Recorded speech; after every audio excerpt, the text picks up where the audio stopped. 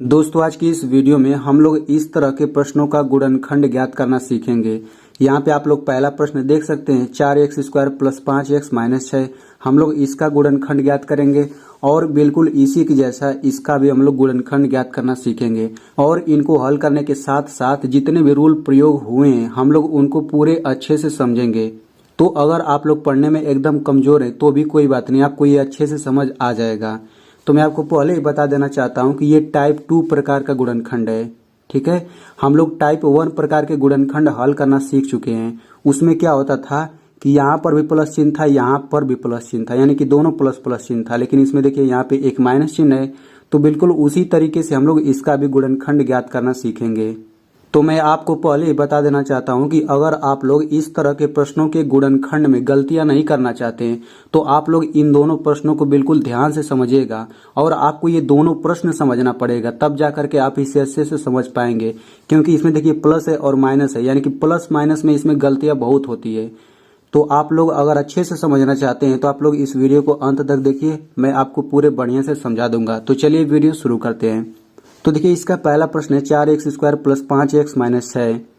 तो देखिए जब भी इस तरह के प्रश्नों में गुणनखंड ज्ञात करना रहे तो सबसे पहला काम हम लोग क्या करते हैं, जो ये अंतिम संख्या है इसका गुणा हम लोग x² के पहले जो संख्या दिया रहता है उन दोनों का गुणा करते हैं। ठीक है, तो 4 का 6 में गुणा करेंगे, 4 6 का 24, आप यहाँ पे 24 लिख लीजिए।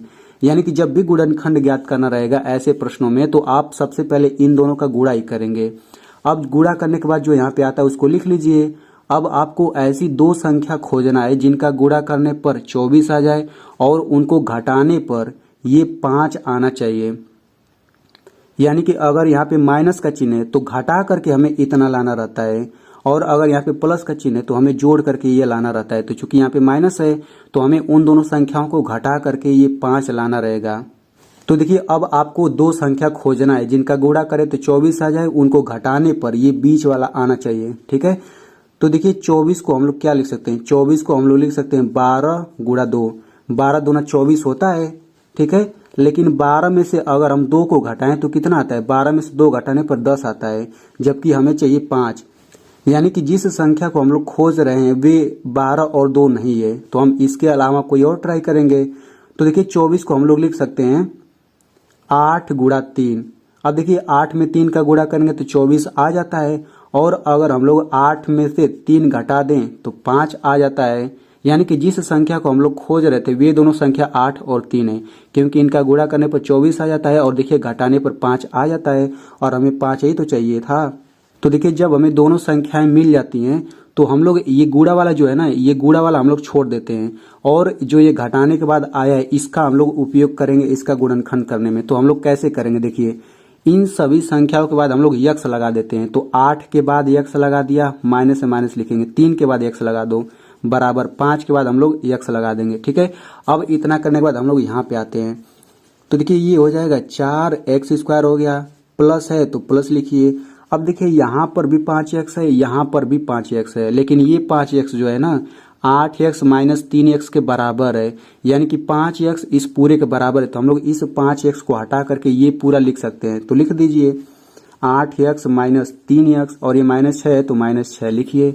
अब इतना करने के बाद हम लोग क्या करते हैं, इन सभी का विस्तार करते हैं। अब देखिए विस्तार कैसे करते हैं, देखिए एक पद ये हो गया, दूसरा पद, तीसरा पद, चौथा पद, तो ये 4 पद हो गया ना। तो हम लोग चारों पदों का विस्तार करते हैं। देखिए ये पहला पद है, इसका विस्तार हम लोग करेंगे। तो जो यहाँ पे संख्या रहता है इसका हम लोग अभाज्य गुणनखंड करते हैं। अब ये कैसे करते, देखिए यहाँ पे 4 है ना, तो 4 को हम लोग ऐसे करेंगे, तो 2 दूना 4 हो जाएगा, 2 एकम 2, इसी को अभाज्य गुणनखंड करते हैं। अब 4 को हम लोग 2 गुणा 2 लिख सकते हैं। तो 4 को लिख दीजिए 2 गुणा 2, और x पर 2 घात है तो x का हम लोग 2 बार गुणा करके लिख देते हैं। ठीक है, अब देखिए यहाँ पे प्लस है तो प्लस लिख दीजिए। अब वैसे देखिए 8x है तो हम लोग 8 का अभाज्य गुणनखंड करेंगे ऐसे। तो 8 का हो जाएगा 2 चौक 8, 2 दूनी 4, 2 एकम 2, यानी 8 को हम लोग 2 का 3 बार गुणा करके लिख सकते हैं। 2 गुणा 2 गुणा 2, और यहाँ पे x है तो इसको भी लिखेंगे x। अब देखिए माइनस है तो माइनस लिखिए। अब 3x को हम क्या लिख सकते हैं, अब देखिए 3 का अभाज्य गुणनखंड करेंगे तो 3 केवल 3 ही रहेगा, तो 3 हो जाएगा, फिर गुणा x, माइनस है तो माइनस लिखिए। अब इसके बाद क्या करेंगे, देखिए 6 है तो 6 का अभाज्य गुणनखंड करिए तो ये हो जाएगा 2 तिया 6, 3 एकम 3, यानी कि 6 को 2 गुणा 3 लिख सकते हैं। तो ये हो जाएगा 2 गुणा 3। अब देखिए चारों पदों का हमने विस्तार कर दिया, ये पूरा पहला पद, ये दूसरा पद, ये तीसरा पद, ये चौथा पद।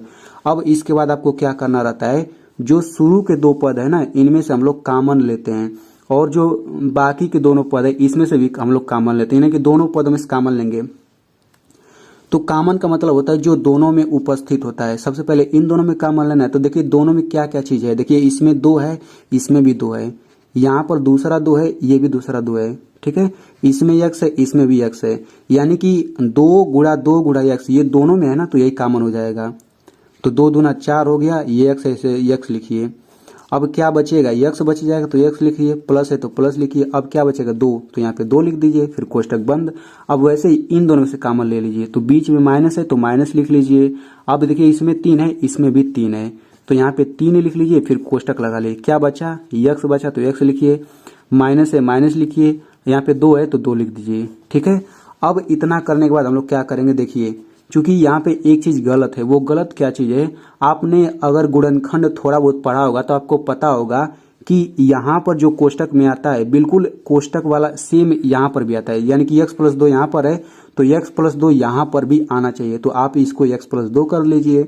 अब इसको मैंने माइनस से प्लस क्यों किया, आपका जब बेसिक क्लियर हो जाएगा तो आपको समझ आ जाएगा, ठीक है। तो देखिए x प्लस 2 यहाँ पर है और यहाँ पर भी हो गया, तो दोनों सेम चीज हो गया ना। तो यहाँ पे इस कोष्टक को लिखिए x प्लस 2, यही वाला। दूसरे कोष्टक में आप इतना लिखिए माइनस इतना, यानी कि 4x माइनस 3। तो कुल मिलाकर के इसका गुणनखंड इतना आ गया, यानी कि यही आंसर है। तो आई होप आपको बहुत ही अच्छे से समझ आ गया होगा। चलिए अब हम लोग इस प्रश्न को हल करते हैं, ठीक है। तो इसका भी बिल्कुल उसी तरीके से गुणनखंड करेंगे। सबसे पहले हम लोग 8 का गुणा एक्स स्क्वायर के पहले जो संख्या उसमें गुणा करेंगे, लेकिन इसके पहले कोई संख्या है ही नहीं। तो जब कोई संख्या नहीं रहता तो हम लोग 1 मान करके चलते हैं। तो 8 का 1 में गुणा करेंगे तो 8 आ गया। अब आपको ऐसी 2 संख्या खोजना है जिनका गुणा करें तो 8 आ जाए, उनको घटाएं तो 2 आना चाहिए। तो काफी सिंपल है। देखिए 4 गुणा 2, 4 का 2 में गुणा करेंगे तो 8 आ जाएगा, और अगर मैं 4 में 2 घटा दूं तो 2 आ जाएगा, ठीक है। यानी कि वे दोनों संख्या 4 और 2 है। अब सिंपल तरीके से इसके बाद हम लोग x लगा देंगे। तो 4 के बाद x लगा दिए, माइनस है माइनस, 2 के बाद x लगाइए, 2x बराबर इसके बाद भी x लगा दीजिए। तो अब हम लोग क्या करेंगे, x स्क्वायर है तो x स्क्वायर हो जाएगा, प्लस है प्लस लिखिए। अब देखिए यहाँ पर भी 2x है, यहाँ पर भी 2x है, लेकिन यहाँ पे इसके बराबर है तो हम पूरा यही उठा करके यहाँ रखेंगे। 4x माइनस 2x, और ये हो जाएगा माइनस है माइनस लिखिए, 8 है 8 लिख दीजिए। अब क्या करेंगे, देखिए x स्क्वायर है, x पर 2 घात है तो x का हम 2 बार गुणा कर देंगे ऐसे। प्लस है प्लस लिखिए, मतलब चारों का विस्तार करेंगे ना। अब देखिए 4x है तो हम लोग 4 का अभाज्य गुणनखंड करेंगे, तो 4 का अभाज्य गुणनखंड क्या होता है, 2 गुणा 2। तो ये हो जाएगा 2 गुणा 2, और यहाँ पे x है तो इसको भी गुणा करके लिख लेते हैं। अब देखिए माइनस है तो माइनस लिख लीजिए, 2x है तो 2 गुणा x हो जाएगा, क्योंकि 2 का अभाज्य गुणनखंड 2 ही होगा। अब माइनस से माइनस लिखिए। अब यहाँ पे 8 का अभाज्य गुणनखंड करते हैं। तो देखिए 8 का भी हमने अभाज्य गुणनखंड किया है। तो देखिए 8 का अभाज्य गुणनखंड होता है 2 गुणा 2 गुणा 2। तो यहाँ पे लिख लीजिए 2 गुणा 2 गुणा 2, इतना हो गया। अब देखिए यहाँ पे ये पहला पद हो जाएगा, दूसरा पद, तीसरा पद, चौथा पद, चारों का विस्तार रूप लिख दिया। अब शुरू के 2 पद से कॉमन लीजिए, बाकी के 2 पद से कॉमन लीजिए। तो इसमें से कॉमन लेते हैं। तो देखिए इसमें x है, इसमें भी x है। अब इसके अलावा दोनों में कोई चीज नहीं मिल रहा तो यही कॉमन हो जाएगा, ठीक है। अब बचेगा क्या, x बचेगा, प्लस है प्लस लिखे, इसमें 2 गुणा 2 बचेगा, यानी कि 2 दूना 4 बच जाएगा। माइनस है माइनस लिख दीजिए। अब इन दोनों में से कॉमन क्या दिख रहा है, इसमें 2 दिख रहा है, इसमें भी 2 दिख रहा है, तो 2 इसमें लिख लीजिए, ये कोष्टक। यहाँ पे x बचेगा, माइनस से माइनस लिखिए। अब 2 दूना 4 हो जाएगा, ठीक है। अब देखिए चूंकि यहाँ पे प्लस है ना तो ये भी प्लस हो जाएगा। अब यहाँ पे ये हो जाएगा x प्लस 4 एक कोष्टक में, दूसरे कोष्टक में x माइनस 2, x माइनस 2। तो बस यही आंसर हो जाएगा। तो आई होप आपको बहुत ही अच्छे से समझ आ गया होगा। अब मैं आपको खुद एक गुणनखंड करने के लिए सवाल बताता हूँ, तो आप लोग इसका गुणनखंड करके कमेंट में जरूर लिखिएगा, तभी तो मुझे पता चलेगा कि आपको समझ आया है या फिर नहीं आया है।